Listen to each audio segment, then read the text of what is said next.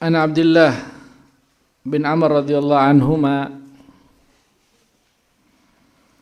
anna rajulan sa'a Nabi sallallahu alaihi wasallam ayyul Islam khairun qal tud'imu at-ta'am wa tagra' as-salam ala man arafta wa man lam ta'rif. Dari Abdullah bin Amr radhiyallahu anhuma bahwasanya ada seseorang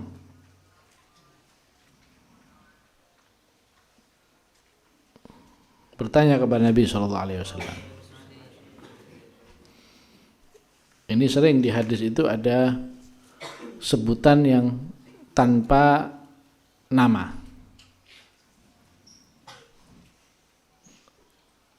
Rojulan, seorang laki-laki datang kepada Rasulullah SAW. Ada imro'atan, seorang perempuan. Ada fulanan, seorang laki-laki. Ada fulana, seorang perempuan. Nah, ini bagaimana? Nah, kalau seandainya yang enggak disebut namanya itu dalam matan hadis, maka itu tidak berbahaya. La yadur ibham fi matnil hadis. Enggak berpengaruh kalau terjadi nama tidak disebut dalam hadis, matan hadis itu enggak ada masalah. Kenapa? Karena li'anna sahabah kulluhum udul. Karena sahabat semuanya adil. Kalaupun enggak disebut namanya, pastinya dia seorang yang adil. Nah, berbeda kalau ibham fis sanad, mubhamnya di sanad. Jadi enggak disebut namanya, ini perawi yang ada dalam sanad, bukan dalam matan. Kalau dalam sanad itu berpengaruh. Hadisnya bisa menjadi lemah.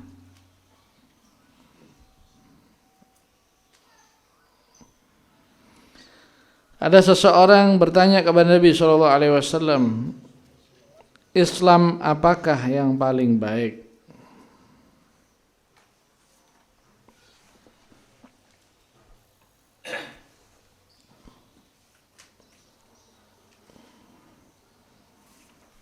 Nabi SAW menjawab,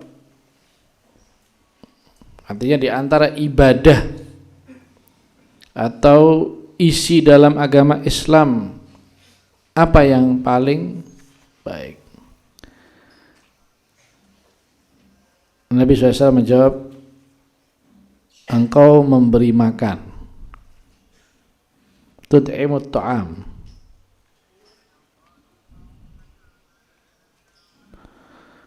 wa tabda' bis salam, wa tagra' apa tabda' di situ? Wa taqra' salam, dan engkau mengucapkan salam. Ala man arafta wa man lam ta'rif, kepada orang yang engkau kenal dan orang yang tidak engkau kenal.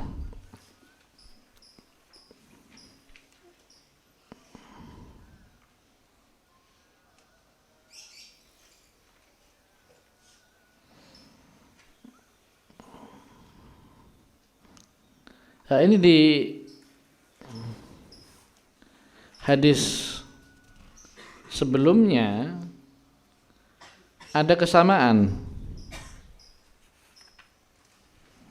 Hadis sebelumnya ayyul Islam afdal.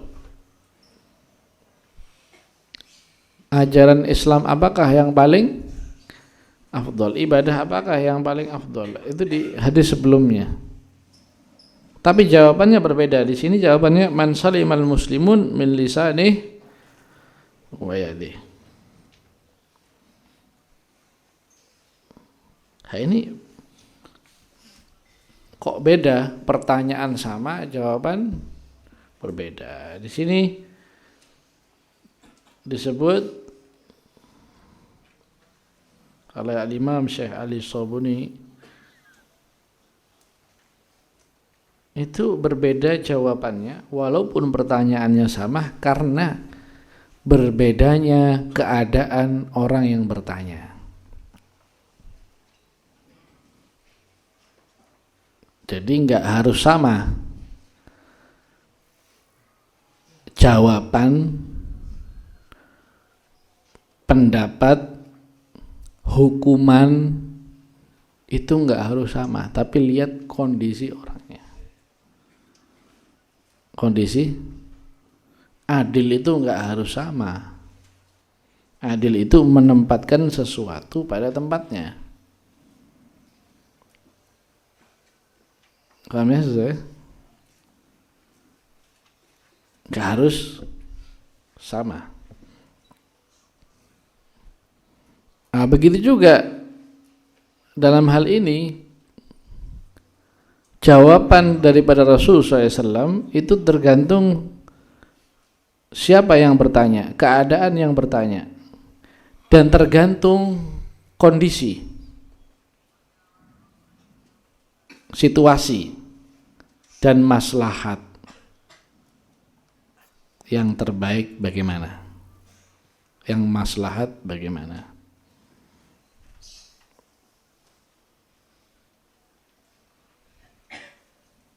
Jelas di sini ya, bisa dipahami ya. Jadi kalau yang bertanya kepada Nabi Shallallahu Alaihi Wasallam ini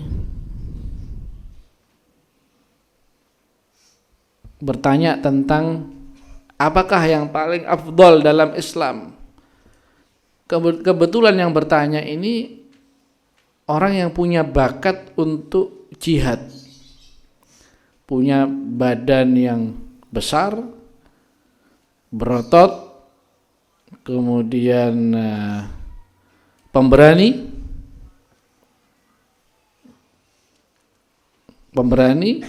badannya besar.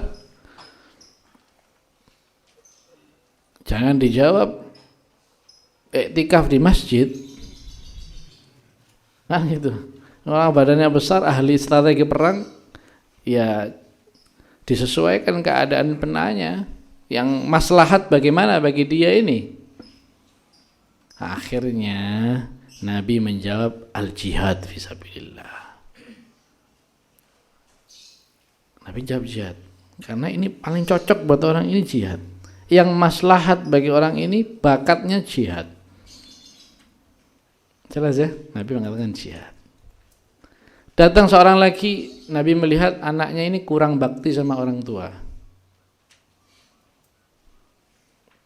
nggak menghiraukan orang tuanya. Dia kepingin ibadah. Wahai Rasulullah, ibadah apa yang paling afdal? Birrul walidain. Artinya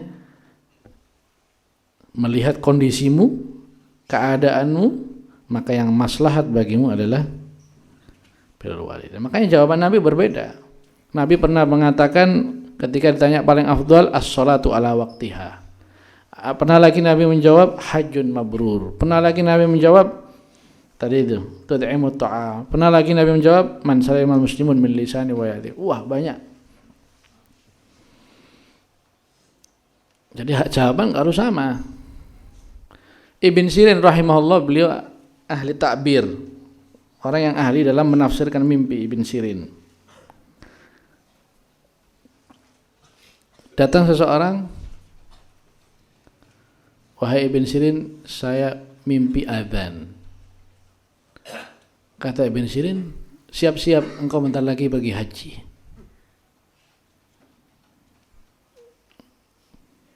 Pergi. Enggak lama kemudian datang lagi orang, wahai Ibn Sirin, saya mimpi adzan. Sudah kegirangan dia, wah, saya pasti akan pergi haji. Kata Ibn Sirin, siap-siap, begini masuk penjara kamu. Lu kok bisa? Iya, kamu sarik, kamu pencuri. Sama-sama mimpi adzan tapi tafsirannya beda. Loh kenapa? Yang pertama itu orangnya orang baik, keadaannya keadaan baik. Mimpi adzan, Ibn Sirin langsung ingat ayat wa'adzin linnas fil hajj. Wa'adzin linnas fil hajj. Nah, ketika datang yang ini, modelnya orangnya kayak menakutkan, mufazzi'. Langsung Ibn Sirin ingat ayat fa'adzana mu'adzinun ayyatuhal 'ir innakum lasarikun. Jadi beda keadaannya. Pertanyaannya sama, jawabannya, tafsirannya berbeda. Di mimpi lagi, mimpi serem tapi artinya bagus. Ya? Gak mesti kalau mimpi serem itu artinya serem juga.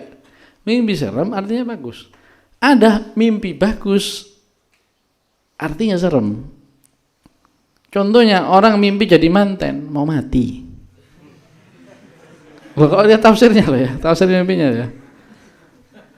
Orang kalau mimpi jadi manten katanya mau mati. Ya lihat keadaan juga.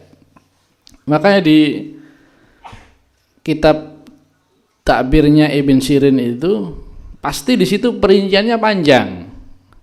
Mimpi lihat bulan, kalau orangnya laki-laki tafsirnya begini, kalau orang perempuan begini, kalau dia punya anak berarti begini, kalau dia orang kaya tafsirnya. Jadi beda, keadaan orang itu membedakan tafsirnya. Ada orang mimpi giginya patah jatuh, kan serem kan, tapi artinya bagus, mau punya anak laki-laki, artinya bagus. Jadi enggak semua yang jelek itu tafsirannya jelek. Enggak semua yang bagus itu tafsirannya bagus, enggak. Ada orang mimpi agak aneh. Dia mimpi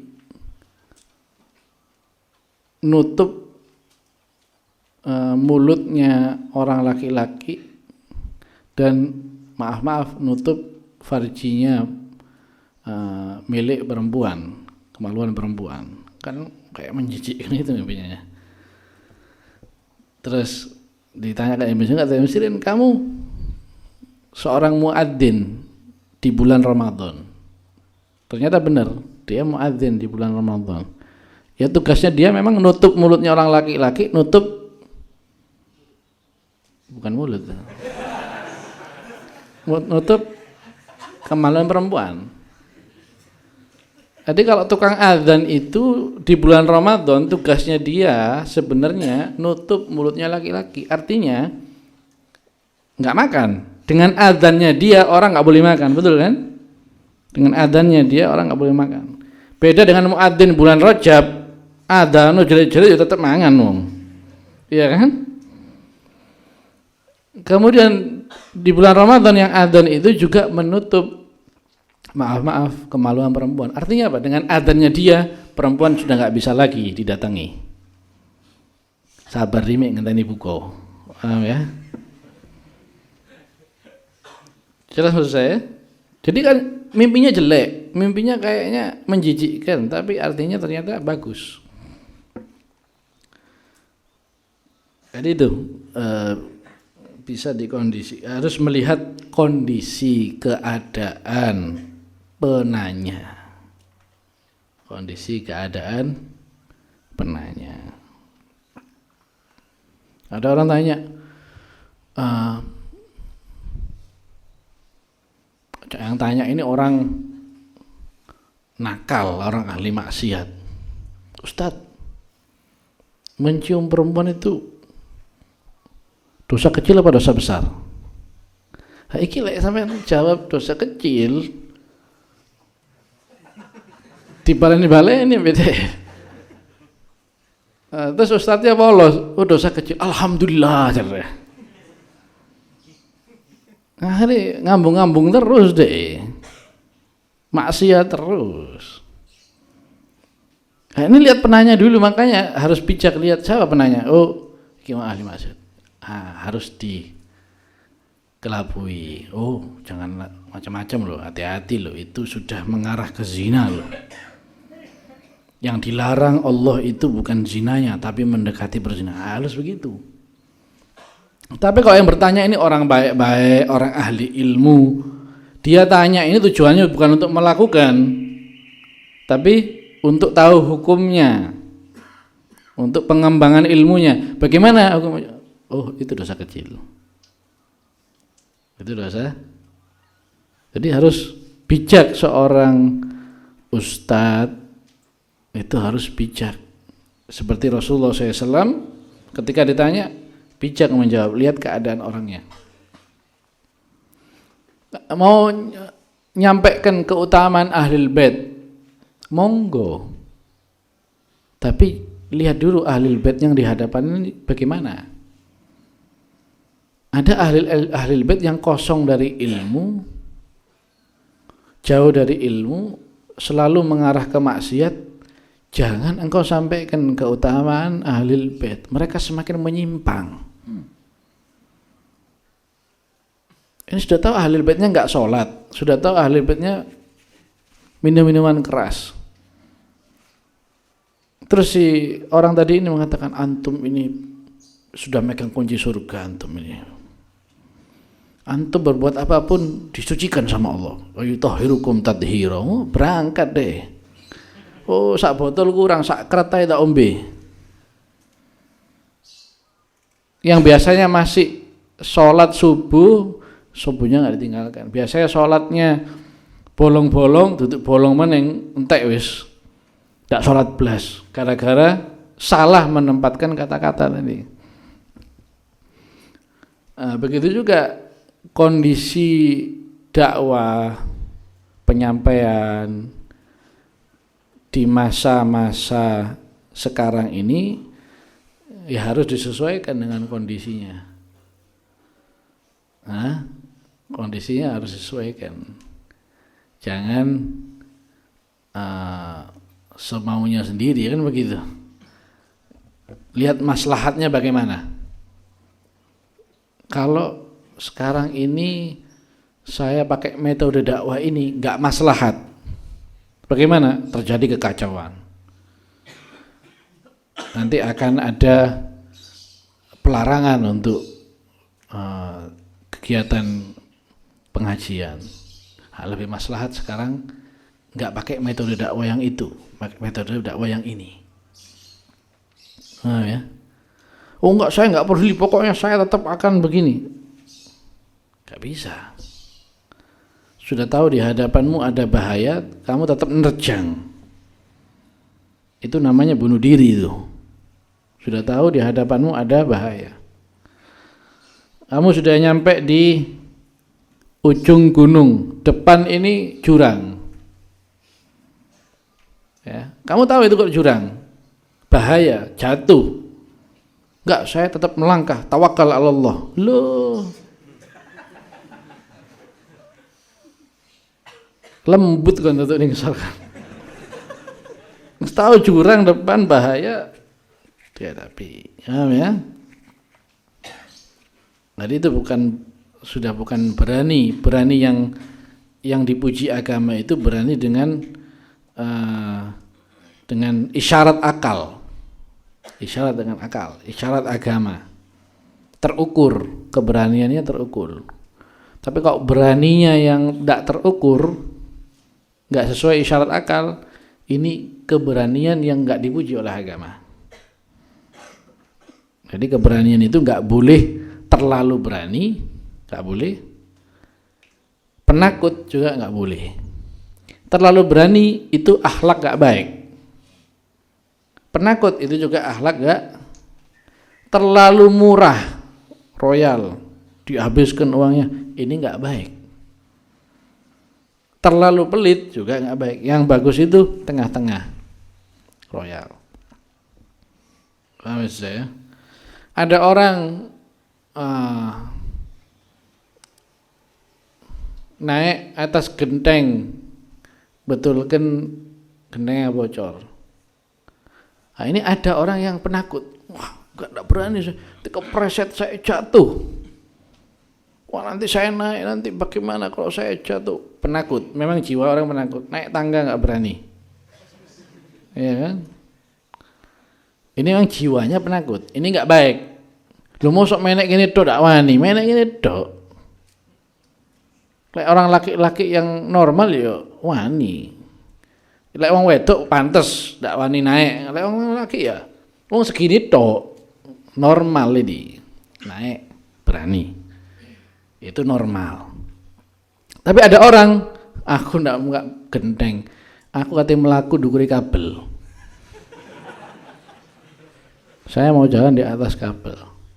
Ini keberanian yang ngawur, yang tidak terukur, sehingga bukannya baik tambah buruk. Ini keberanian yang buruk karena terlalu berani tanpa memikirkan akibat. Jelas ini ya.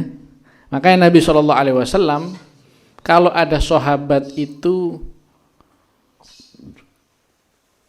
minim dinaikkan jadi normal. Contoh ada sahabat yang pelit, oleh Nabi diperintahkan untuk sedekah. Nah, ya, suruh. Tapi kalau ada sahabat yang terlalu royal, Nabi suruh diturunkan, jangan terlalu murah. Ya. Ada sahabat yang kurang ibadah, diarahkan untuk menambah ibadah. Ada sahabat yang terlalu berlebihan ibadah sampai dia nggak mau tidur malam, Nabi melarang, jangan. Ama wallah inilah ahsyakum billah wa atqakum lah, lakinni usolli wa asum wa usolli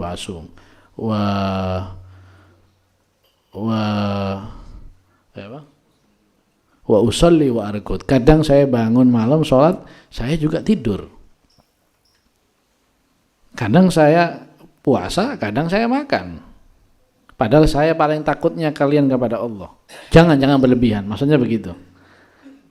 Wahai Rasulullah, saya mau ibadah saja, saya nggak mau kawin. Nah, Nabi juga melarang, jangan. Zina sama Nabi nggak boleh, ya. Nggak mau kawin sama Nabi juga nggak boleh. Ambil tengah-tengah. Nggak zina juga nggak apa istilahnya itu yang nggak kawin tuh, nggak jadi apa itu pendeta yang nggak kawin apa jenenge itu, biksu lah,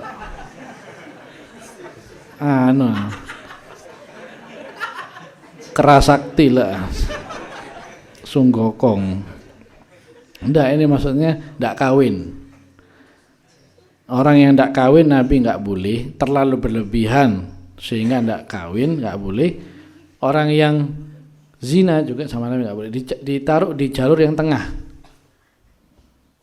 ya, jalur yang tengah. Jelas di sini ya. Wallahu a'lam bishawab.